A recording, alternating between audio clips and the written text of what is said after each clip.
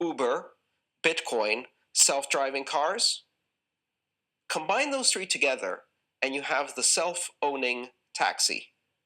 A car that is a corporation that owns itself, pays for the car lease, the car insurance, and the gasoline from the revenues it makes, giving passengers a ride, and there's not a single human involved in that matter. The best example is the last weekend, right? Geopolitical concerns. Bitcoin was perceived as sort of a safe haven, and it wasn't. It actually traded down significantly on the Israel-Iran situation. So I do think that we're already in this sort of Bitcoin bear market, and it's starting to happen these days. I think this time is different, right? Interest rates are higher. It's sort of third time's a charm. People kind of know it's happening much more than they did in the prior cycles, and I think all the upside that you saw heading into the last few weeks pre the downturn show you that we're kind of already fully pricing it in. So I actually expect more downside than upside at this point. Okay, and downside at this juncture, I mean, where else do you think that this could actually transpire and have a broader ripple effect across crypto as well? Because if there is more downside in this event here, then that is going to take some of the enthusiasm out of the rest of the crypto landscape. 100%. So, my concern is mostly with Coinbase, where I have an underperform. And if you think about what happened with Bitcoin, it actually started this whole wave of altcoins, right? That's kind of a nice way to call them. And they're traded, at parity or when Bitcoin volumes go up, then the altcoin volumes go up, and Coinbase makes a lot of money off of the altcoin. So if Bitcoin continues to lose momentum, this is going to drag down all these altcoins. And then eventually when people start losing money, which they haven't until now, they're going to be more cautious on pricing. And I expect, spread contraction on the retail side to happen. And that's kind of my bearish view on Coinbase. So I agree with the ripple effect. It's going to be pretty bad when it unravels. Welcome to the Crypto Teacher. And I come back with that video just to make you think. Don't forget to like and subscribe to the channel. Make sure you're joining the Patrons. If you're not a part of the Patrons, make sure you're hitting the Cash App. And guys, we have the drums are beating. The entertainment is now here. And of course, they're going to drag this out. Remember, guys, this is an election year. And don't forget, you're running through a simulation. This is a plan. It moves in phases. And as Bitcoin is taking a hit, of course, they're saying it's not an inflation hedge, but we're seeing gold in all-time highs. But we know Bitcoin is for the robots, algorithms, and drones. And remember, the crypto teacher told you, when the drums get to beating, we know it's a distraction for the fourth industrial revolution. So they can run the money in the back so they can start building this digital economy. Remember what I told you about 2024. Make sure you enjoy it, but stay in the lab. Remember, the sheep stay distracted on things that don't matter. And the geopolitical events are biblical, but also designed to move us towards the NWO's agenda. Remember, the central banks only need that one crisis in order to move us over. And right now, the central banks have the perfect distraction to cut rates. And we knew it was coming, but I think they're going to let it heat up just a little bit more before they start cutting, because we know we're in election year. And after this election, guys, I've told you plenty of times, they're going to pull the curtain on the sheep.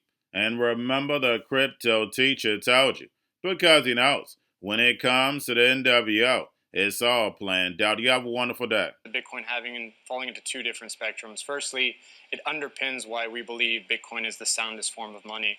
There's a whole host of reasons why on the demand side, things like global liquidity, 24/7, 365 market access, permissionless, censorship resistant, like all these nice qualities for why Bitcoin serves as a good form of money. But on the supply side, how reliably can you plan around a currency? And Bitcoin, because of the halving, that there's only ever going to be 21 million Bitcoin in existence. And so on the second part of the takeaway here is that this Bitcoin halving in particular, we celebrate it every roughly 4 years, but this one is the most symbolic, in my opinion, in Bitcoin's history and even looking forward, because at a time when you have people who are looking at their conventional currencies, inflation, interest rates, and the economic environment that they live in, they see this alternative form of currency, Bitcoin, and it's something that has this really crisp story, this idea that as of tomorrow, when the halving takes place, 94% of all Bitcoins that will ever exist will have been mined. And less than 1%, we'll see less than 1% inflation in the circulating supply of Bitcoin going forward. So that's a really powerful story, I think, for people, and why the halving is so important. Whereas we could have given a much harsher response to the Israeli regime. Following that, we announced that this response is within the framework of legitimate defense according to international laws. We will not continue. However, in case the Israeli regime embarks on adventurism again and takes action against the interests of Iran, the next response from us will be immediate and at a maximum level. It will be decisive. Abby, I've just gotten confirmation from a U.S. official that Israel has indeed struck Iran tonight.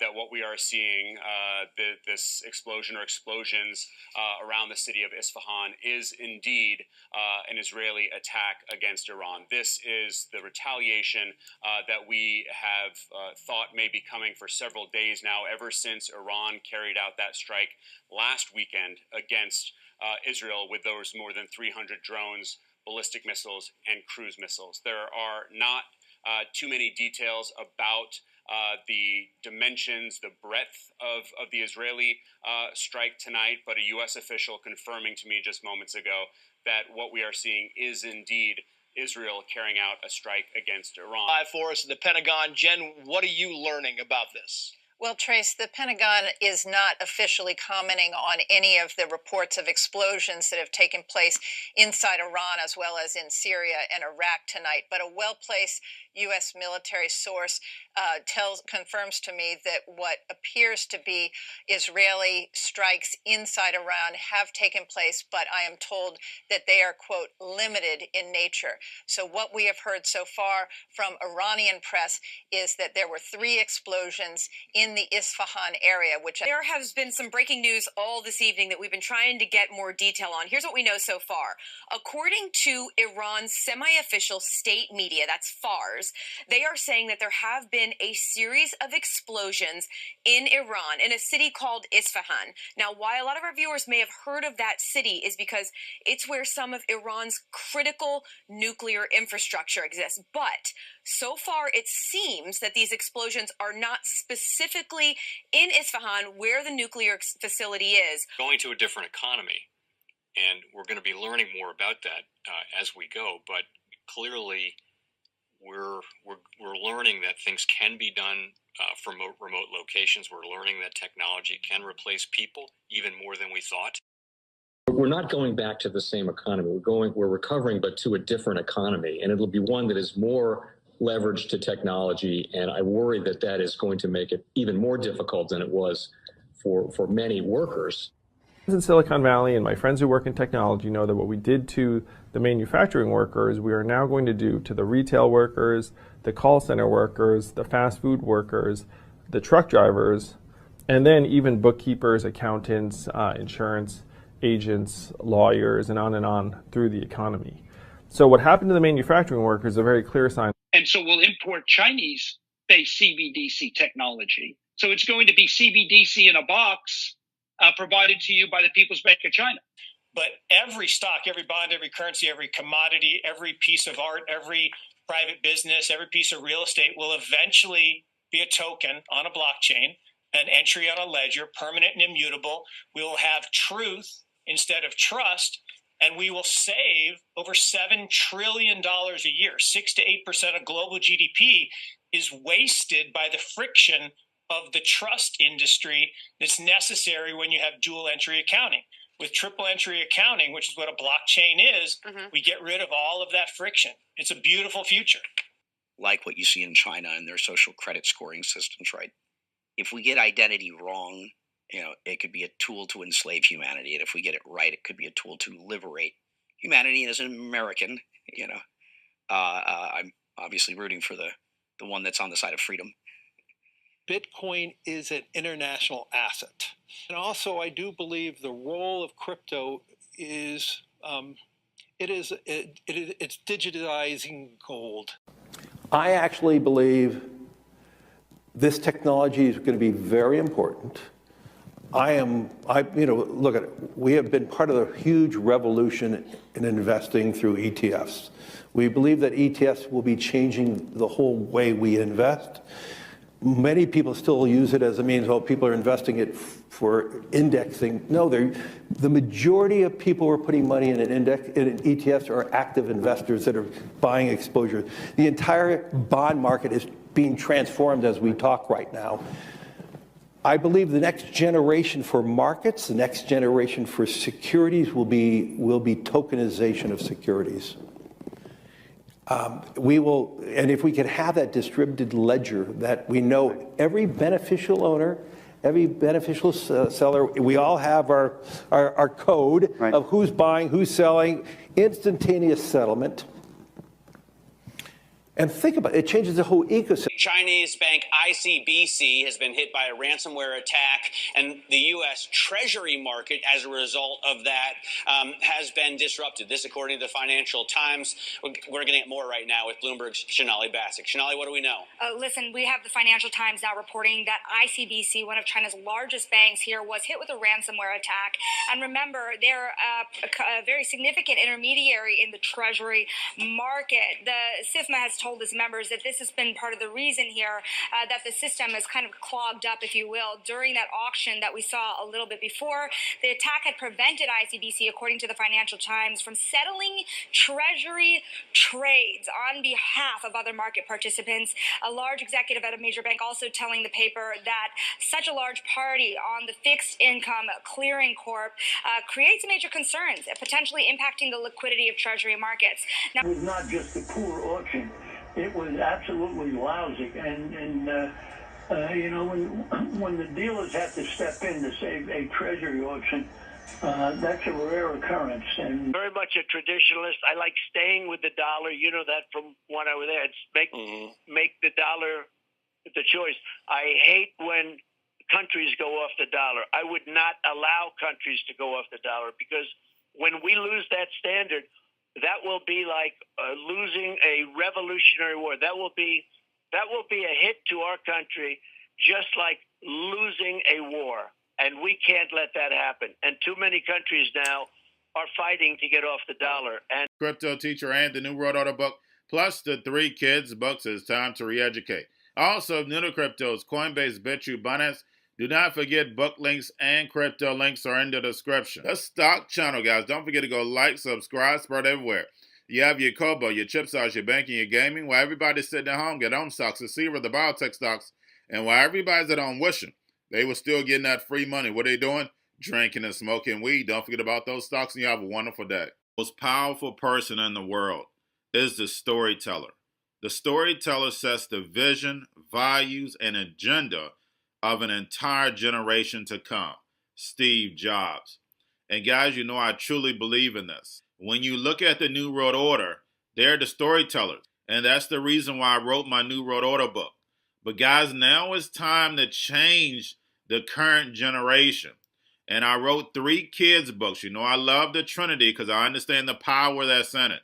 So I have 3 books. We have an opportunity to change the generation, to educate. Not just me, but I want to show you that I take action on a daily basis. And I want you to take action on a daily basis. Whether it's your job, whether it's in your community, we have an opportunity right now to educate the masses. I posted this on my Twitter account. Please share, but this is a short clip of the 3 books. There's going to be a clothing line and action figures. Please get these books for your kids, nephews, cousins, friends, so therefore we can start the re-education now. Because as we see, the 4th Industrial Revolution foundation is definitely here. robots, algorithms, drones, taking humanity out the picture. We have to re-educate. But let's get into the video. Part 1. King Joshua and Grandma Tam save the village. Part 2. King Joshua and Grandma Tam save New York. From COVID Stories 3. Part 3. King Joshua and Grandma Tam goes to China. It's mandatory to get part 1, part 2, and part 3 of this series. It's time to re-educate Generation Z.